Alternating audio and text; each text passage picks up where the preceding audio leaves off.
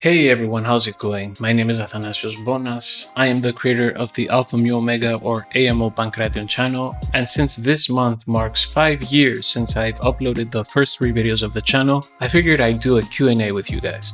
So I'm gonna put some of my own videos playing in the background just so you have something to watch while you're listening.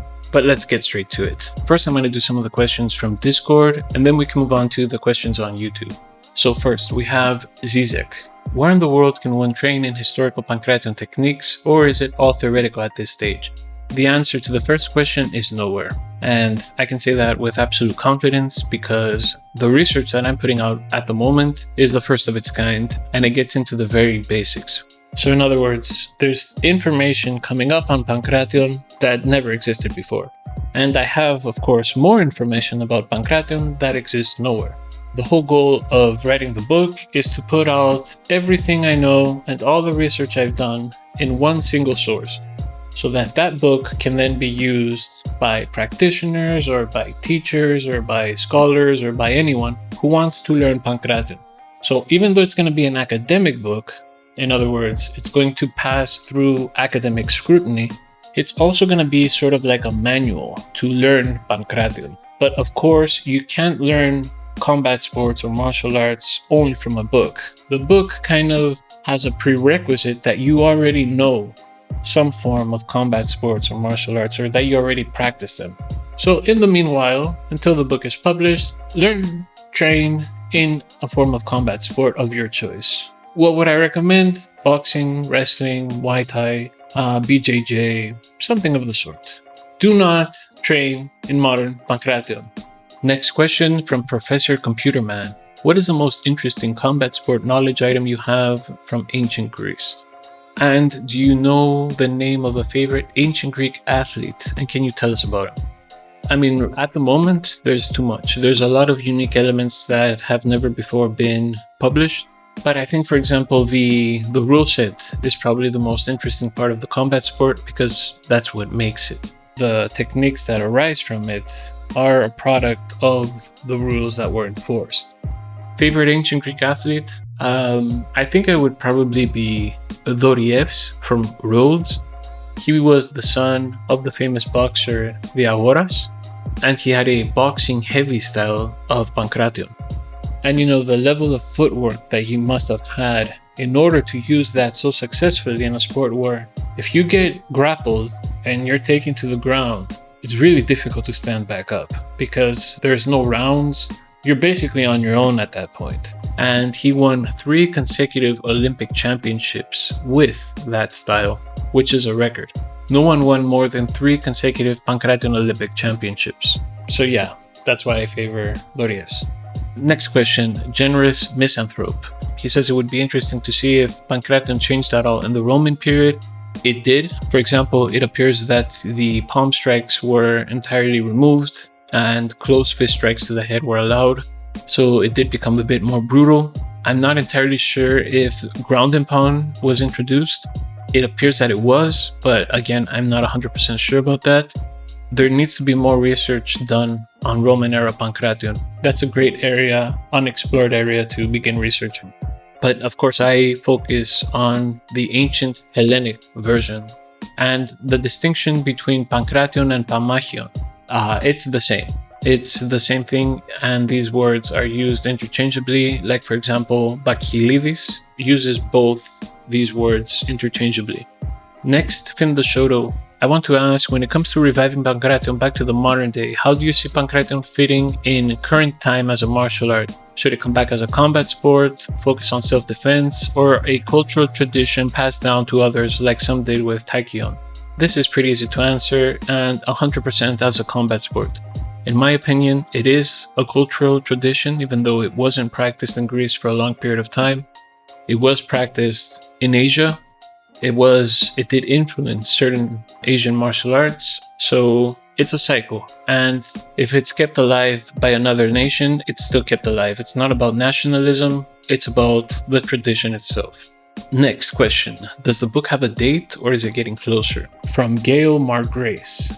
The book does not have a date. It is getting closer, though I'm not entirely sure if I'm going to be able to finish the book. The reason for that is I have a deadline from the publisher in the contract in regards to when I can submit the manuscript. I have to meet that deadline or else the book is not going to be published. I'm not associated with any academic institution. I'm a completely independent researcher. That means that I can't apply for grants, I can't apply for funding, I don't have any government backing or institutional backing. The only backing I have is Patreon. And because of that, I have to work to pay the bills. And if I'm working to pay the bills, I'm not working on the book.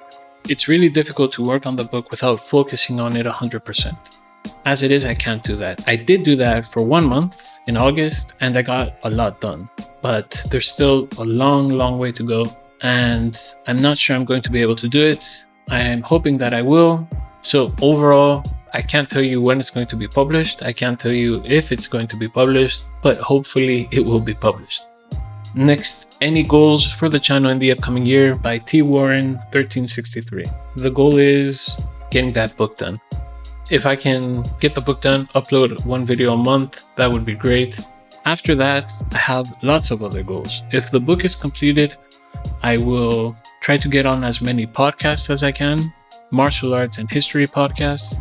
And I'm also going to be making videos in person where I can show the techniques that I talk about in the book. And that, of course, in my opinion, would be the best way to actually sell the book, is showing some of the techniques and promoting it through as many podcasts or channels as I can. Next question from Lucas Abrams, 1828. Do you think it's possible in the future, with the limited depictions of the sport itself, to develop a system that truly resembles what ancient Pankration looked like, but also be effective as a standalone martial art combat sport? Well, first of all, there's this assumption that the depictions are limited. They are only limited for certain aspects of the sport. But in regards to basically everything else, they're not that limited. We have hundreds of depictions, hand strike, grapples. We don't have that many depictions of kicks, but we have techniques mentioned in ancient texts. That's basically a form of depiction itself. But what's really most important is the quality of the depictions. And thankfully, the depictions of Pankration on vases have 2 really special characteristics. The first factor is the quality of the depictions. They were systematically made. There is extreme attention to detail in each of the displays.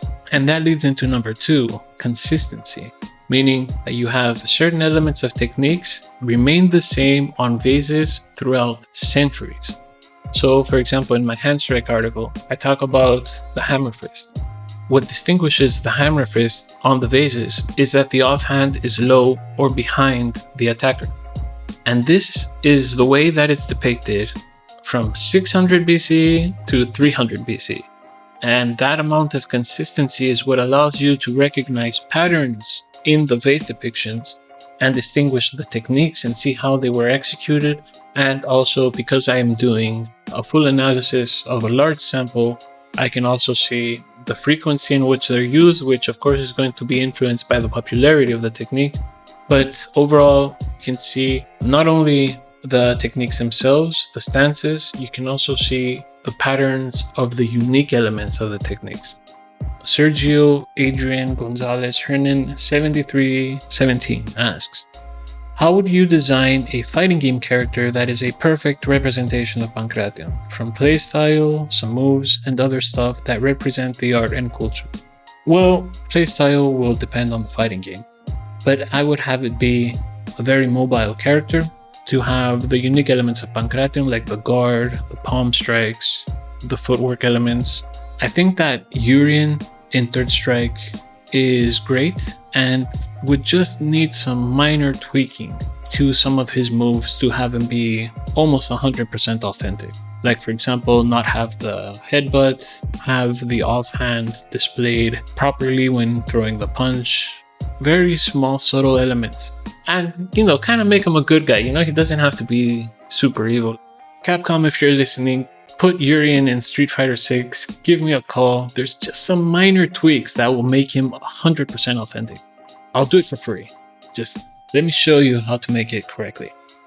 Next question What is your favorite authentic Pankration technique, and what is your favorite martial arts technique in general? Asked Daniel Talamantes 3763. I don't really have a favorite technique per se.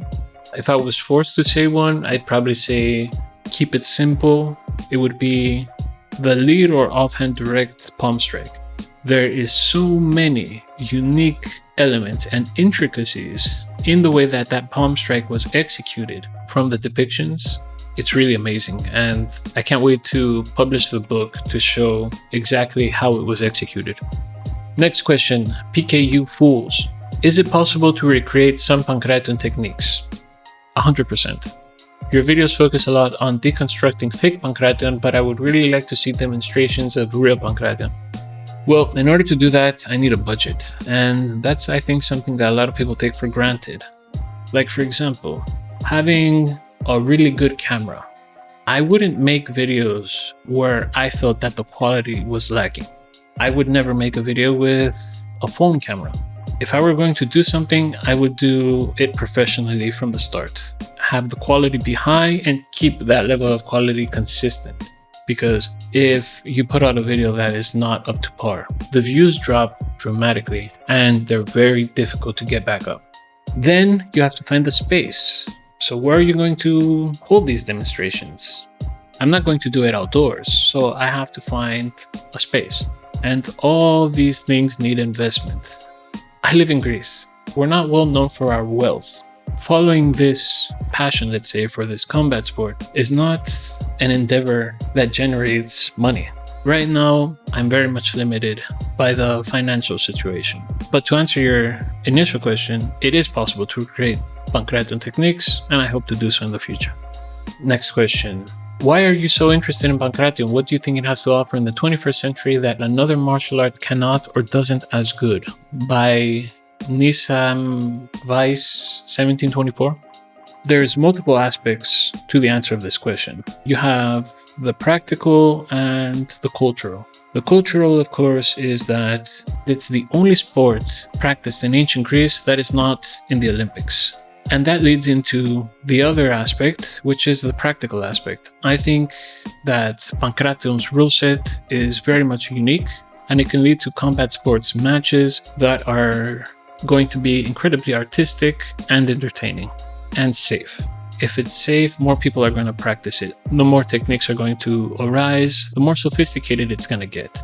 So yeah, in other words, I think that it's not just the combat sports elements that Pankration will bring, but also the cultural elements that are tied to its history, the mythology, the language. Basically, the rule set is what interests me more in Pankration, and of course, it's a part of my culture.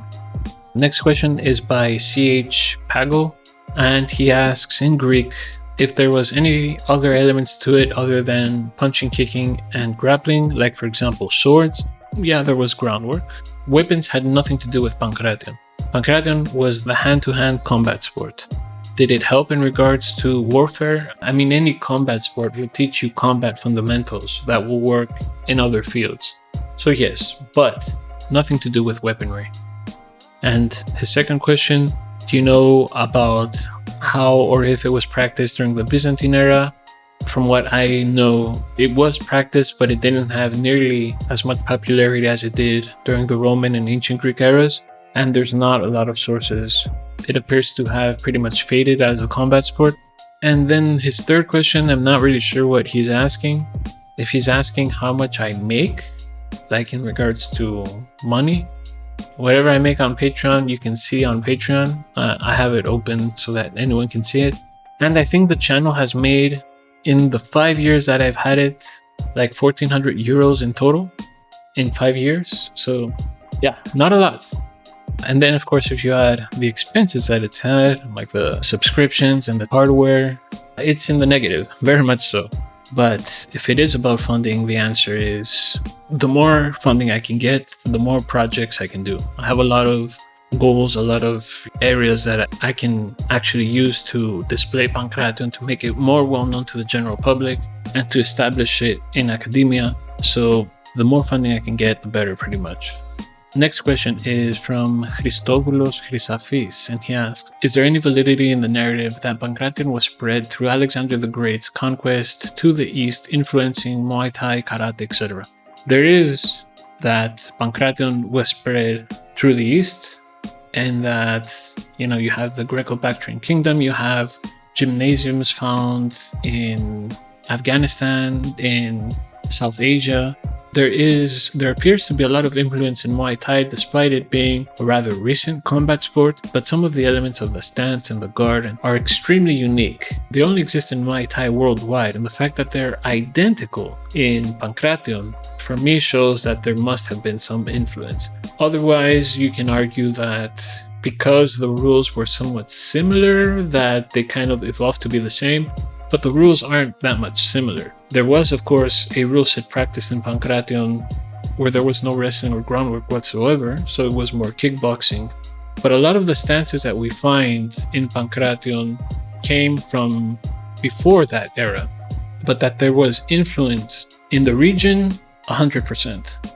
How much influence and to what arts that influence reached, it's kind of difficult to tell. Next, will your book be available on Amazon for purchase? Asks Red Dragon 3695. I'm not sure. The book will be published by Routledge. They're one of the top academic publishers in the world, but I'm not sure where they're going to be selling it. I know they're going to be selling it on their website, but I'm not sure what other platforms are going to have it. Mind you, it's an academic book. It's not a commercial book, so it's going to be a bit more expensive and it's going to be a bit more limited in regards to how you can buy it. I know that there's going to be a hardcover, a limited run of a hardcover, there's going to be an ebook, and after the limited run runs out, there's going to be a paperback. But that's the extent of my knowledge. And the next question is from Mr. Armageddon, who asks, if Pankration were reconstructed from original sources and competitions were held in line with modern expectations of health and safety, round times, recovery times, resets, medics, gloves, mouth guards, etc., would Pankration be sufficiently different from MMA to stand alone as a commercially viable spectator sport? Well, you have some assumptions there. Let's take what you have in the parentheses of modern expectations of health and safety and see how many of them are actually for health and safety. So the first is round times. Now, Pankration didn't have rounds.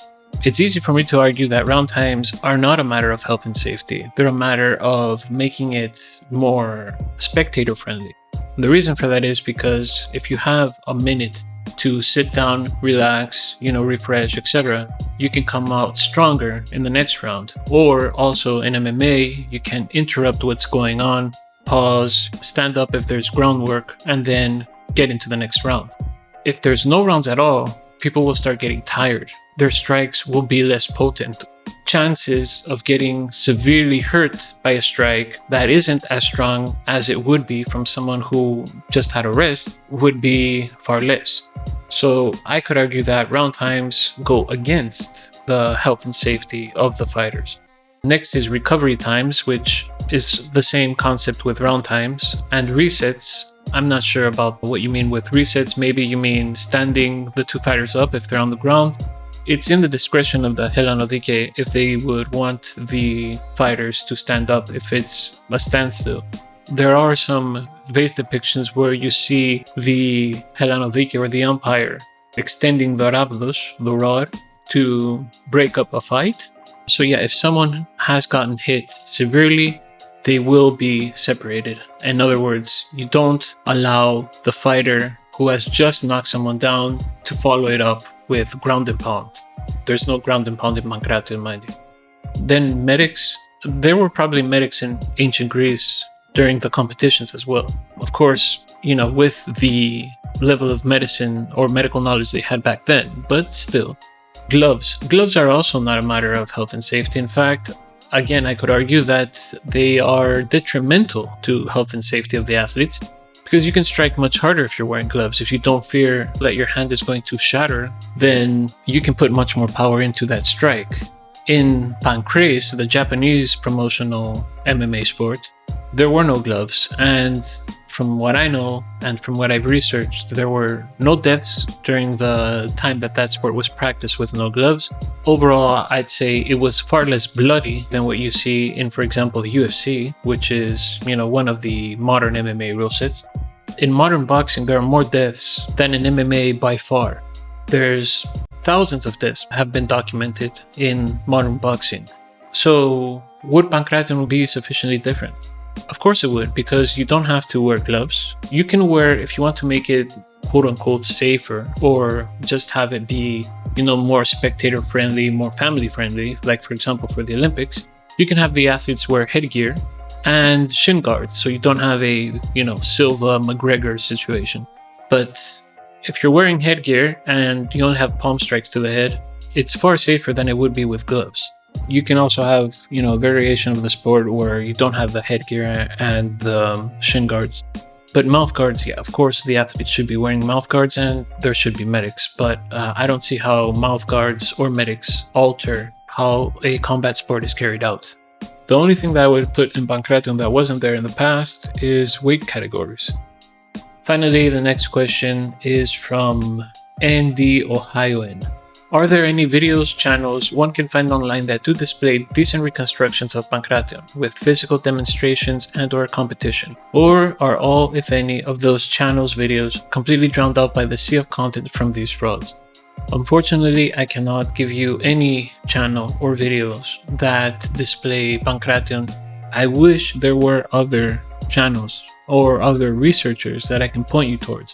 Like for example, for groundwork, I have found over 120 terms for grappling and groundwork, and it's incredibly difficult to distinguish them. There's at least 60 or 70 different terms for chokes. Again, how are you going to distinguish them? It requires an insane amount of research, and I wish there was someone else that was already doing this research so I can trade notes or, have a back and forth with. At the moment, it's just me.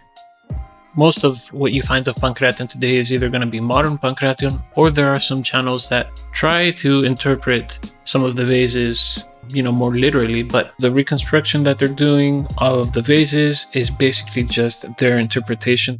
They just look at it, they imagine what it could be, and then they try to replicate it. But it's entirely historically inaccurate.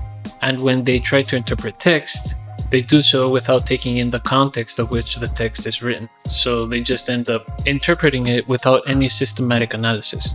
Now, in terms of videos, channels completely being drowned out by the sea of content from these frauds, that would be my channel.